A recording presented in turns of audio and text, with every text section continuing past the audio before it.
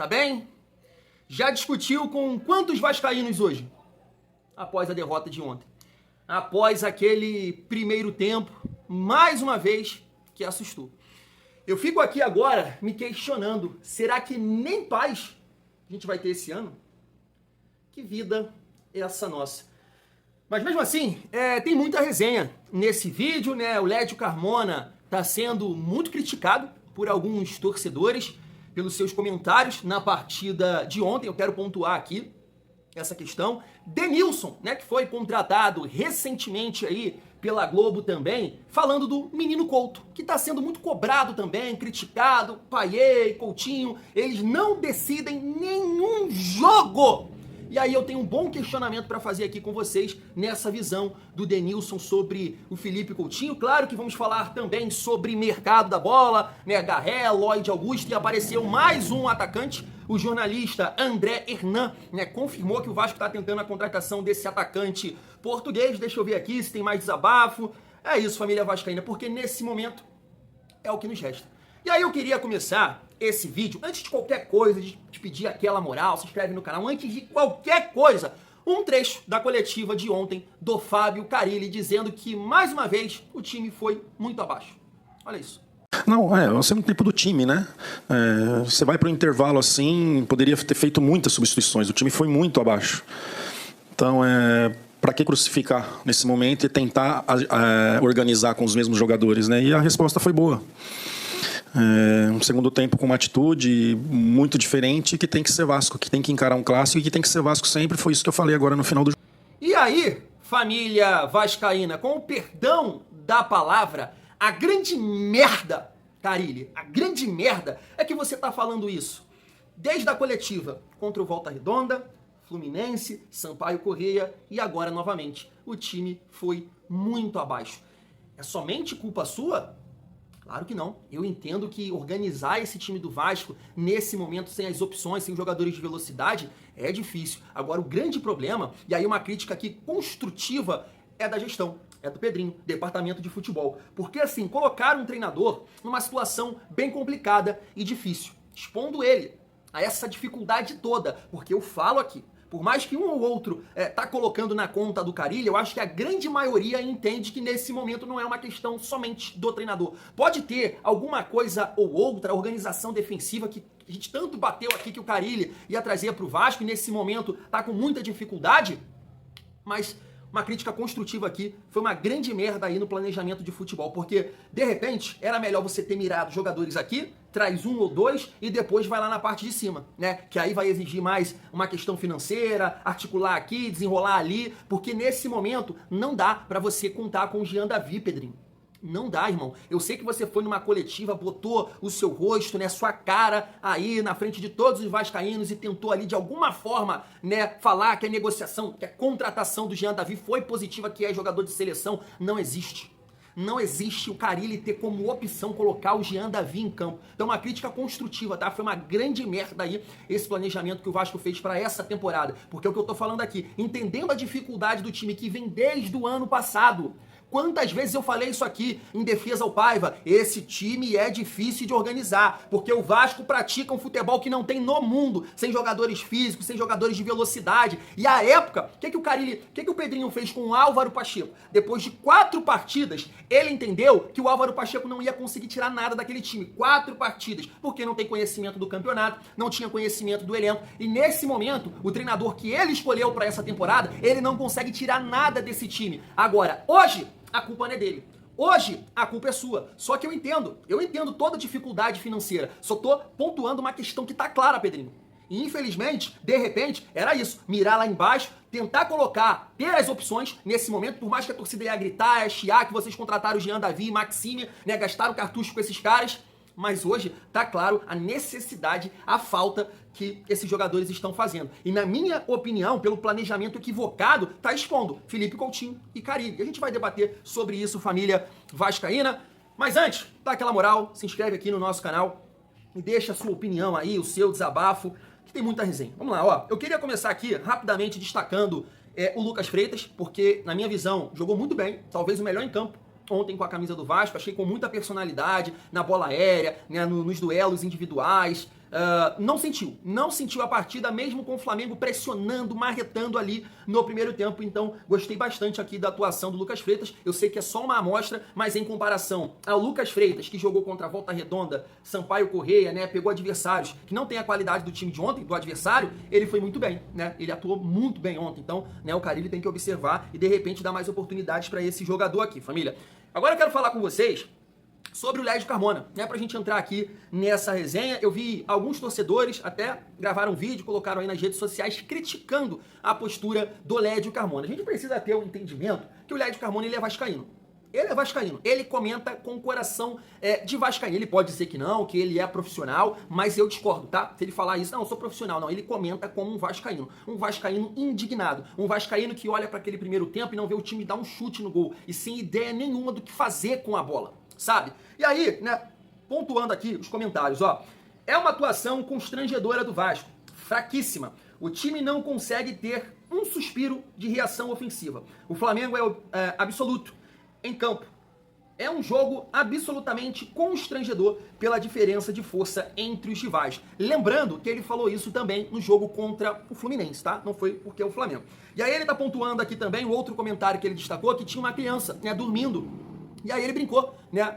Brincou com fundo de verdade, é melhor estar dormindo mesmo do que estar vendo isso. E aí alguns torcedores ficaram revoltados aí com o Lédio Carmona, que aí inclusive, né, se pronunciou na sua rede social. Tá aqui.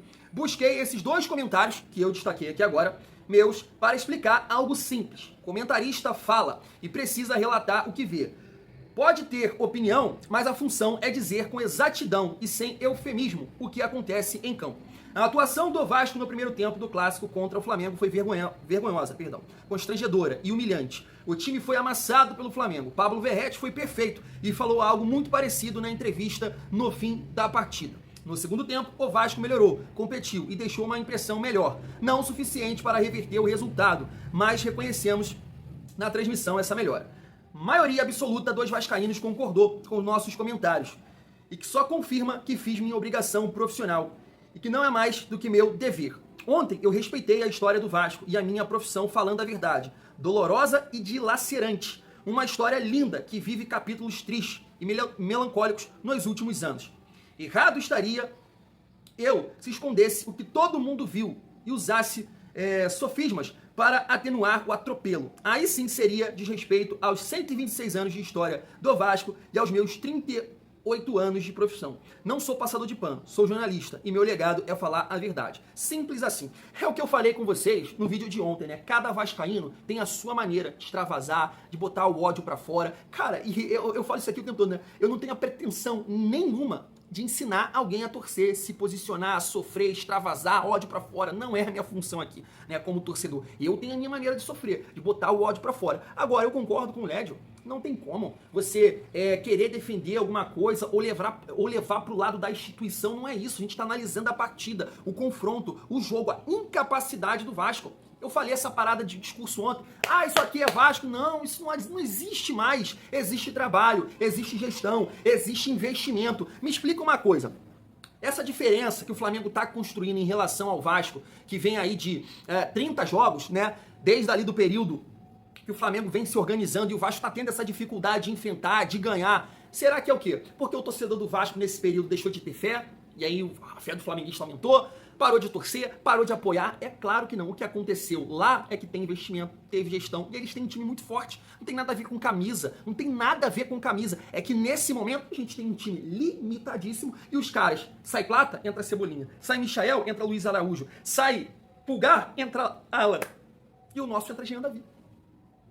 Então assim, vai discordar aqui do Lédio? Família, vamos seguir aqui a nossa resenha, né, com velocidade. Eu sei que você não tá com paciência nenhuma, mas falar aqui rapidamente sobre o mercado da bola, porque ontem a gente estava na live, né, e aí o Vasco confirmou a contratação de Berramin Garrett, tá aqui, né, na informação do Tébaro Schmidt do GE, que o Vasco vai pagar 2,5 milhões de euros, e tem aqui também metas, né, de 1 milhão de euros, e se as metas forem atingidas, né. Também o César Luiz Merlo, jornalista, confirmou que o jogador vai assinar com o Vasco até 2027, dezembro de 2027, vale a gente pontuar aqui que ele já ficou fora da relação do jogo de hoje, do time russo, tá na tela para vocês. E, esqueci de colocar aqui né, os detalhes, né, da negociação, família vascaína, perdão, mas tem algumas questões de meta lá a serem batidas, bem definidas, depois eu posso até trazer para vocês, né, acabei não colocando aqui. Em relação, então assim, é aguardar ele chegar no Rio de Janeiro, tudo certo, e torcer muito, né, para que esse jogador possa ter a sequência. A gente trouxe aqui, né, uma análise sobre ele. Ele vem sofrendo com lesões nos últimos anos aí, principalmente nessa última temporada. Eu espero que, né, a coisa aconteça, o jogador não se machuque e ele possa agregar. Porque, família, eu tenho certeza que esses jogadores de beirada chegando e performando, ajudando, o time vai melhorar. Não a ponto de, né, você me entendeu, mas de não ter essas atuações pavorosas. Pontuando aqui também sobre o Lloyd Augusto, que é outro jogador que o Vasco está avançando aí para contratar esse atleta, inclusive ele quer jogar no Brasil, e ele foi expulso hoje, né, na partida pelo Campeonato Turco, mas a galera tá pontuando aqui que ele foi muito bem nessa partida, então é outro atleta que pode estar chegando aí para vestir a camisa do Vasco. E ontem também, durante a live, né, uma apuração do Matheus Gilbert e do Carlos Berbet, que o Vasco estaria interessado no atacante Nuno Moreira do Casa Pia. O que acontece? Esse jogador, né, na época ali que o Vasco estava quase certo, né, com... na verdade acertou com o Bruma, essa é a informação, mas o Benfica deu o chapéu. E aí esse seria o jogador que o Braga, né, que o Braga buscou para substituir o Bruma, mas o Casa Pia não aceitou a proposta do Braga, e aí o Vasco está tentando a contratação desse jogador. Não o conheço, estava assistindo alguns vídeos ontem, parece ser um jogador assim que, desses vídeos que eu vi, é um jogador que não tem medo de finalizar, cara.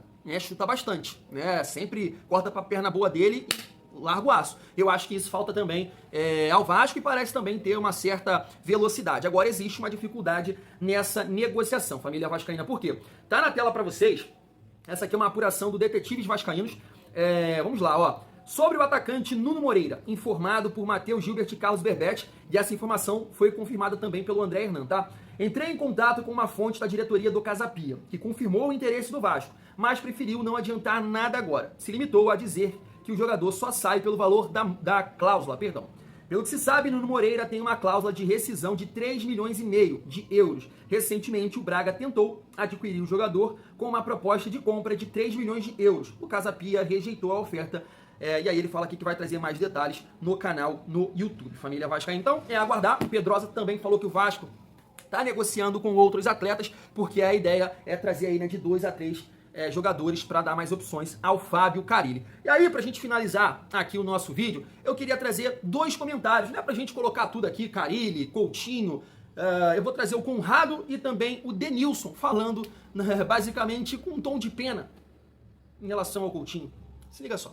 Mas claro, o Vasco precisa melhorar e precisa criar, assim, além das contratações, né, eu acho que com o elenco que tem que ter mais velocidade, senão não tem como você jogar com Coutinho, jogar com Verratti, sem ter os caras passando com velocidade, né? Eu acho que o Vasco precisa pensar nisso urgentemente, indo ao mercado ou mesmo utilizando o que tem dentro do elenco. Eu tô vendo o jogo aqui, né, do Vasco, eu fico imaginando o Coutinho, irmão, correndo atrás do caroço. Coutinho teve uma época dele do Liverpool, cê é louco, bola passando no pé dele toda hora. Pegou uma época boa de seleção, bola passando no pé dele toda hora, sendo protagonista, armando o time. Eu fico imaginando a cabeça dele, irmão. Só correndo atrás do caroço, irmão. Mas o jogo tá 1-0 só. Mas pra quem ligou a televisão agora e viu o Vasco tocando, o Flamengo tocando a bola, a gente tá tocando, irmão. Parece que tá uns 4-0, 5-0 o Flamengo. Que isso. E olha que o Vasco melhorou um pouquinho no segundo tempo, hein? Impressionante. Tá aí.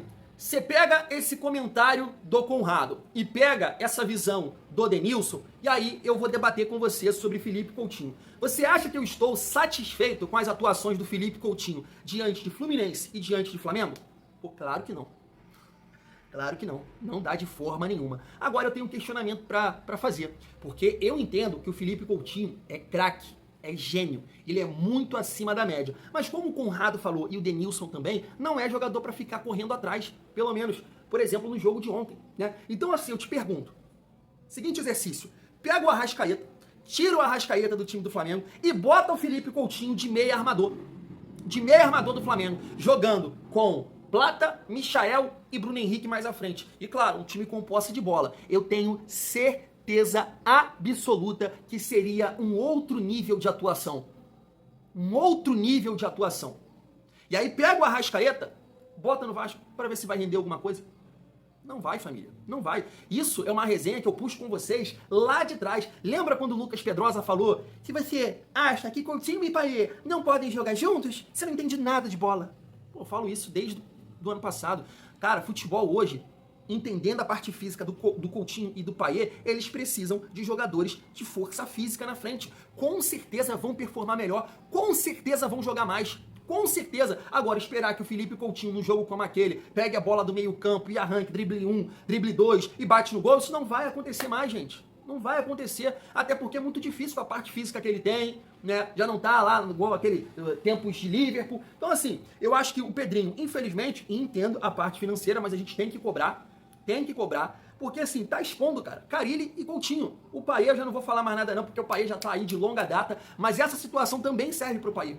Também serve para o Payet. Mas o Payet ele teve a oportunidade de jogar com dois jogadores que contribuíam mais, que era o David, que é o Adson, e mesmo assim não assumiu esse papel de protagonista. Então eu fico aqui com essa opinião, cara. Acho que chegando os jogadores, e esses jogadores entregando alguma coisa, porque não dá também para errar tudo, não driblar ninguém, não ser rápido, não dar tapa na frente de ninguém. Aí, irmão, esquece. Vai ser um ano que, se a gente ficar ali na 16ª colocação do Campeonato Brasileiro, levanta a mão pro céu. Agora, esses jogadores entregando alguma coisa, você pode ter certeza que Coutinho e entre outros jogadores vão performar mais, tenho certeza absoluta disso. Pega o Flamengo como exemplo ontem.